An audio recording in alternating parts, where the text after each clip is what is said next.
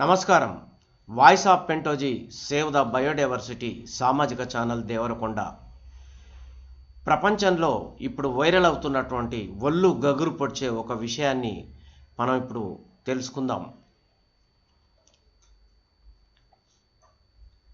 Jeffrey Edward Epstein అనేటటువంటి ఒక క్రూర మృగం, విలాసవంతమైన జీవితం గడిపేటటువంటి ఓ క్రూర రాక్షసుడి విషయం ఇది. ఇతనికి ఒక ప్రైవేటు ద్వీపం కూడా కలదు. లిటిల్ అండ్ జెమ్స్ అనే ద్వీపంలో తన కళ ఒక లలిత ఎక్స్ప్రెస్ అనే విమానం ద్వారా రాకపోకలు సాగిస్తుంటాడు ఈ ఎప్స్టీన్. ప్రపంచంలోని ప్రఖ్యాత వ్యాపారులు, వ్యాపార దిగ్గజాలు, హాలీవుడ్ నటులు, ప్రపంచ ప్రఖ్యాత నాయకులు ఇతనికి స్నేహితులు. ఇక్కడే ఉంది అసలు విషయం అంతా.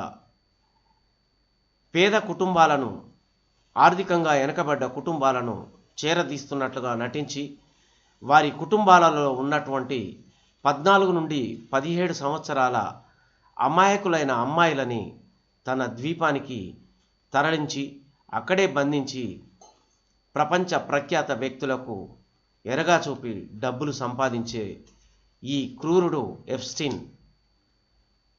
ఇలా జరుగుతున్న తరుణంలో 2008లో ఎప్స్టీన్ చట్టానికి పట్టుబడ్డాడు. బలమైన ఆధారాలతో కోర్టు అతనికి జీవితకాలపు శిక్ష విధించింది. దాన్ని తట్టుకోలేక తెలివైన లాయర్లని తనకున్న అక్రమ సంపాదనతో కొని న్యాయానికి అన్యాయం చేస్తూ జీవితకాలపు కారాగార శిక్షని 13 నెలలకు తగ్గించుకొని శిక్షాకాలం తర్వాత మళ్ళీ బయటికి వచ్చాడు ఎప్స్టీన్.